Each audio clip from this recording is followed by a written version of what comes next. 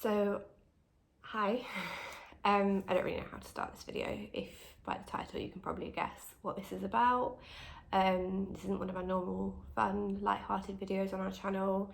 It's been just over a month now since we lost Phil and we went offline for a bit. I know from our schedule and stuff you might not have seen that we've been offline because we still keep up our posting schedule. Behind the scenes, we do film at least a month in advance because we do have real jobs. So we like to make sure that we've got enough content while we are actually normally working. And thankfully that enabled us, because we had so much content built up, to just go offline. And yeah, so we posted the announcement about a week or so after Phil died, when I was able to just start watching some videos back. And then family were over with us, and then we left and we went back to Manchester and just spent a couple of weeks with family. Just distraction was what got us through the first month. So yeah, we just took the dogs and the cats and everything and just left for a bit. But we're home now, and I am conscious there are a lot of comments and questions. I did want to try and go live for the first time to try and just have that conversation, but keep trying to push myself to do it. And I just, at least with this, you can edit out any emotional bits. Like when you're live, it just makes me feel a bit uncomfortable. So I didn't want to try and get too emotional. So with that being said, Phil randomly woke up, didn't randomly wake up. So Phil one evening just struggled getting up to go to the toilet, which is kind of normal. Like, you know, if he's been laying down for a bit, or if he's not in his bed and he's on a harder surface, which sometimes he chooses to be, he would struggle to get up. He might need a bit of coaxing or anything like that. And we always thought that was his arthritis. That was what we were always told.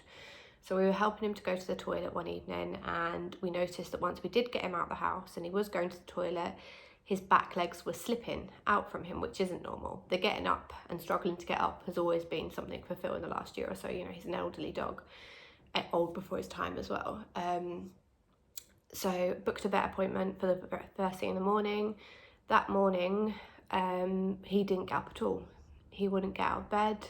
He couldn't stand. If we tried to stand him up, his legs would just slip out from under him. I physically couldn't just stand him up if one of his legs wasn't working. I didn't have the strength to fully support his body. I needed the back end or the front end to help me. So I physically couldn't get him up. So Shane was able to just. Phil is about a 50 kilogram dog, was a 50 kilogram dog. So Shane tried to help him to go to the toilet. With Cushing's disease, he needs to go to the toilet very, very regularly. It was getting to the point where we'd wake up in the night to get him to go to the toilet, and you know, he couldn't go through the night without going. So we had to get him out of the house and try and help him to go to the toilet to release some of the pressure. With Cushing's, you have excessive thirst and excessive urination. So that had me worried. My initial thought was maybe it was a stroke in the night. And I was thinking about, you know, humans, if you get them to the vet quick enough, you can take a drug, they can reverse it, it will be fine, we'll figure it out. Got to the vet, they took one look at him and said euthanasia. Refused to listen. Hi Cody. Refused to listen to that. They didn't know what was wrong. I wouldn't make that decision without knowing that it was something that I couldn't fix. You know, he's been through enough. So they did some tests on him, they couldn't find anything, and then we went to so they did an x-ray, I think it was at the first vets, our vets, they were able to do x-rays to see if something had happened in the night.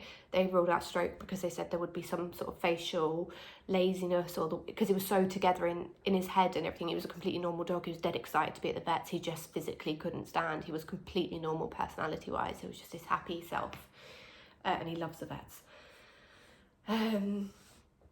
And yeah, so they suggested getting an MRI and a CT scan done, which we wanted to do, but they didn't have the facilities to do that. So then we went into the specialists. We had to drive quite far to get to the specialists, and then they had him for a few hours. He had to be sedated for both of these, which is a risk with an elderly dog, so we had to make that decision. What you're faced with, sedation and possibly losing your dog, or they've never been able to walk. Obviously you make that decision. Went to the next vet, he had the CT scan, the MRI, and that came back with degenerative, I'm going to struggle to say this, degenerative myelopathy. I'll put it in the description, it was in our other one. And basically on top of alopecia, Cushing's disease, leaking heart valve, arthritis, what else did he have? I feel like I'm forgetting something here. Like, he had a lot of conditions that we were working with and we'd kept him going for this long. On top of that, he had another condition which was degenerative, he was born with, and his nerves were slowly being compressed in his spine to the point where they were cut off. There was no surgery that could fix him. He wouldn't walk again, wouldn't stand, wouldn't be able to go to the toilet, and eventually it would have stopped his organs being able to function. It would continue to compress. It wasn't pain-free because it had compressed all the nerves, so it was pain-free, but there was just no way to save him.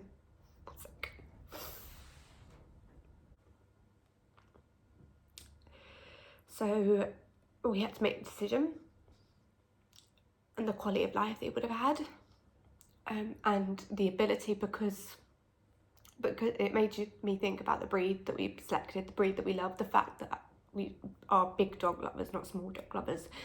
That meant I had an inability to support him. I physically wasn't capable of it. Shane was just about capable of it.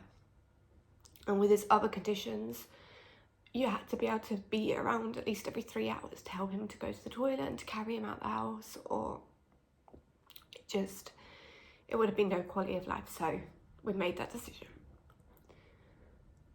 We were there for it and everything. So that's when we lost him. And then just a bit about where I've been since then. And I'm really sorry we haven't replied to comments, but I just couldn't. I took a week thinking that that's my grief. But then it was like, when we did announce it, like it happened all over again. So I just stopped reading them because it was too hard. And it's still quite hard. Like, I tried the other day, and even just on a normal video, there were always comments about Phil, and of course there would be, because he was freaking amazing. And it's just really, really hard.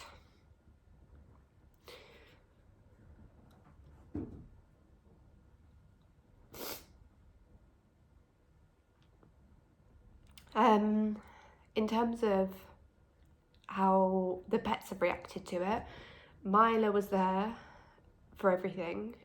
He was there the night that Phil started struggling, all the way through. I slept downstairs next to Phil on the sofa, and Milo was there next to Phil.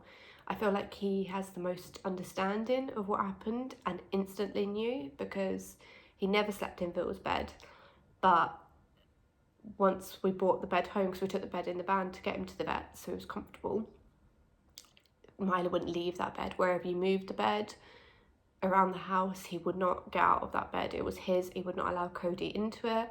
His behaviour, his whole personality has completely changed in the last month. I didn't know cats could growl, but he growls. He doesn't just hiss, he growls.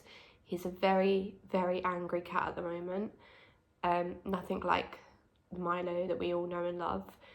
And I did put a post up on Instagram, and it's apparently quite common that cats and dogs could suffer with depression, and I do wonder about Milo because he's not the same cat. So just letting him grieve. Cody, I don't think has any awareness, and Nico and Teddy are just restless, I would say, is the only thing I've really picked up on. Like, they always want to be out the house. And it's a bit weird actually because of this big house, but Phil was obviously always in, like, especially in the winter, he was always inside. He went out to do his business and he came straight back in. He'd go out to go toilet, that was it. He didn't really, unless we were out in the garden, or unless it was a really nice day, or if there was snow for an instant, just a quick play. But predominantly he was always in the house and always next to us, for watching TV, when you're cooking, when you're feeding the kids, Phil was there.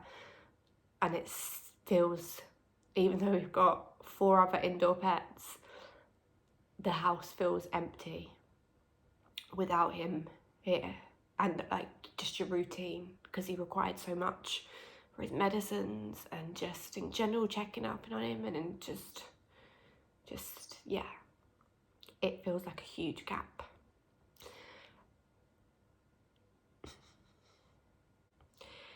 Amelia took it really, really hard. For the first week or so, we were having to read to her Phil book. Even the day it happened, that was what she wanted. Which one day we'll be very grateful that we did that book and that we have it. I'll link it as well if anybody's interested and didn't know that there is a Phil book. It's available on Amazon, but it's his legacy now, I guess. But it's really hard to read that book to her at the moment.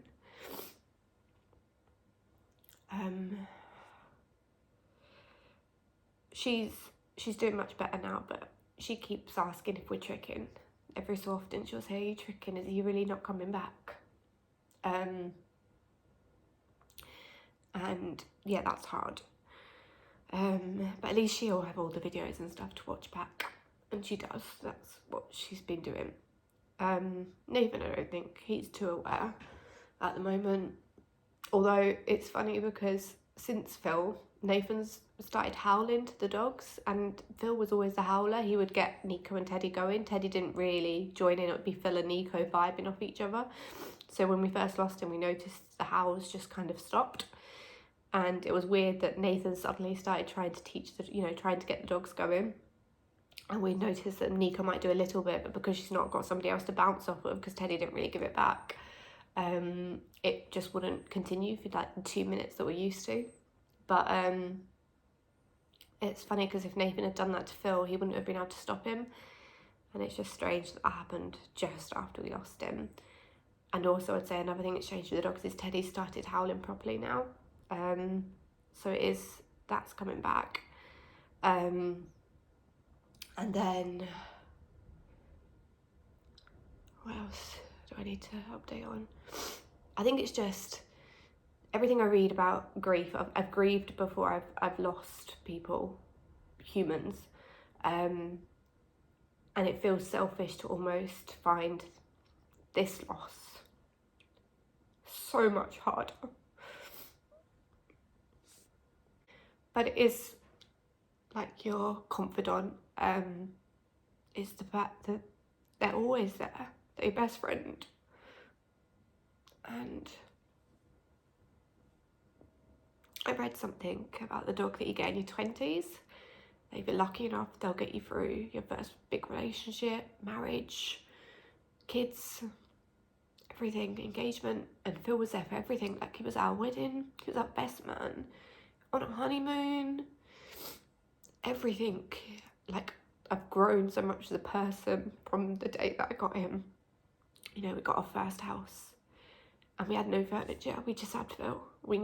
Always knew that I wanted a study dog from the movie and being a child. And then when we did finally get a house that we owned and not one that we were renting, me and Jade had been together almost a year, and we'd already put a deposit down on Phil.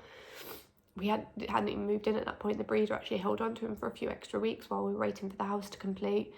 And then when we did move in, we didn't have enough money for any furniture. Well, no, we had money for furniture. We had saved some, but we didn't realise that you had to order furniture and it didn't just, it wouldn't be delivered in a week. Like a sofa, I think, took 8 weeks. So we were like furnitureless, living on the floor on blow-up beds that Phil kept popping.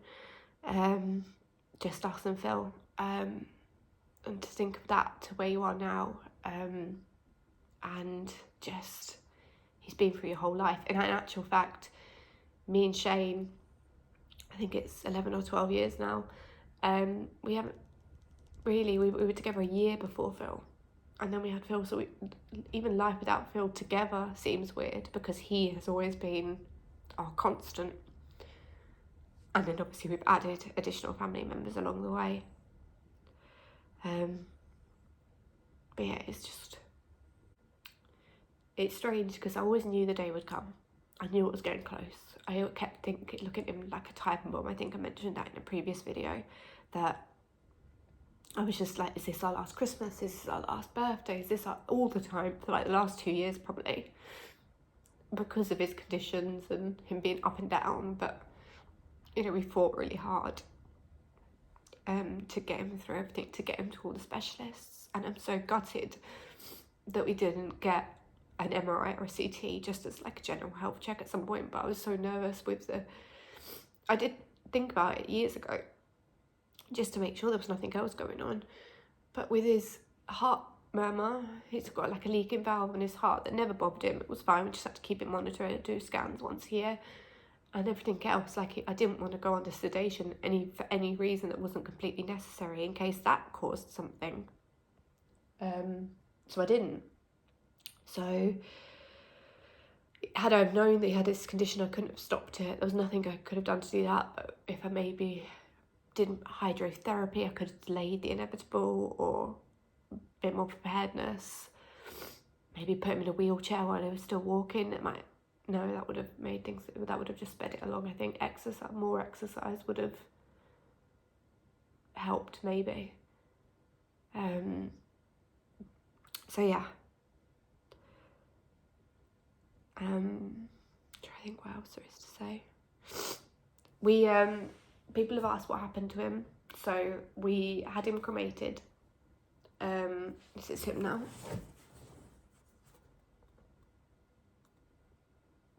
And I've seen that you can turn ashes into jewellery, or into diamonds. And I like the idea of him always being with me. I don't know if you've ever noticed, but I always wear this necklace. It's opal. I have certain jewellery. I don't really cycle jewellery. I have the same jewellery I wear every single day. So I'd like to know that he is always with me. And they did some paw prints, and I got a little lock of his fur. I got this field jumper from years ago.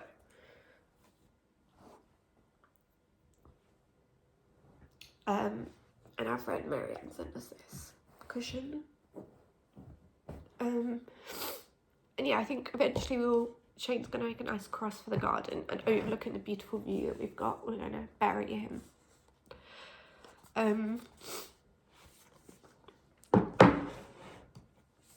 But for now, I just want him in the house. Amelia hasn't been in her bedroom at the moment, because he used to sleep there sometimes, and if she was scared, he would be the one that would make her feel safe. So Phil is in her bedroom. We'll make a nice section of the garden for him that can go visit and stuff. But right now, as I said, it's been 1 month since it happened, and yeah, it just hits you in waves. Like, I thought our survival mechanism has been distraction, getting away, doing different things, but being back in his house without him, it just feels empty. And we have other pets. It's just that Teddy and Nico are amazing. I'm so glad it hasn't impacted them massively. I'd love to know what they do think. If they think he's coming back, I think it's just because he would go away a lot for tests anyway. Never overnight, to be fair. But yeah, I haven't, other than them just being a bit restless and always outside. But that's impacting me and Shane in the evenings when they do want to be outside, but we want them inside for our own comfort. Turn those dogs into what they are. If they're comfortable and they're happier to be playing outside of an evening when we're watching TV, then obviously that's what we want for them. You just switching subjects a bit. So I think you saw a few current videos, just after we lost, about a week or so after we lost Phil. Can't remember the timelines actually. I think it was after we announced it, so maybe a bit longer than a week. We Shane's mum came over, and so Harley's got a dog now, so that was Eddie that you saw in the videos, and Buddy. So we've got 2 golden retrievers in the family now. Eddie is actually one of the litter that was over here, so he's one of those puppies. He is really well trained. I don't think we'll probably see as much as Eddie as Buddy. We get more visits from Buddy, But it was nice to watch Teddy bond and have somebody to like zoom around and play with. That was really good. But yeah, they've gone back now, and then we followed them back when they left. We ended up going back to their house and stayed there for a couple of weeks. Went to my mum's house as well. I just had a little holiday, doing a few different things, which the pets liked, but I do think they are happy to be back here with their big garden and everything now. And it's getting better weather now, so that's a good thing. Oh, one sec, I think we're about to have a visitor. Oh, hello. Hello, what are you doing? I was just doing a video. And your house starts with an alligator and apple. Alligator and apple start with A. That's amazing, good job. What else? What about B? What starts with B? I don't quite remember the other ones. You don't remember the other ones? Okay. Okay, so I was just doing a video. Do you want to say goodbye? Goodbye. What does goodbye start with? Bye. Bye does, yeah, I guess. Good job. Okay, so on that note, I'm going to finish and go downstairs. Did you eat all your lunch? No? Okay. I'll come help you now. Let's go. With Cody. With Cody, yeah. Let's do it. What is that? It's Phil's hair.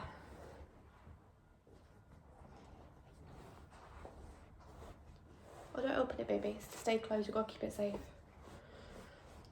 And this is how I remember him too. Exactly. It's how I remember him.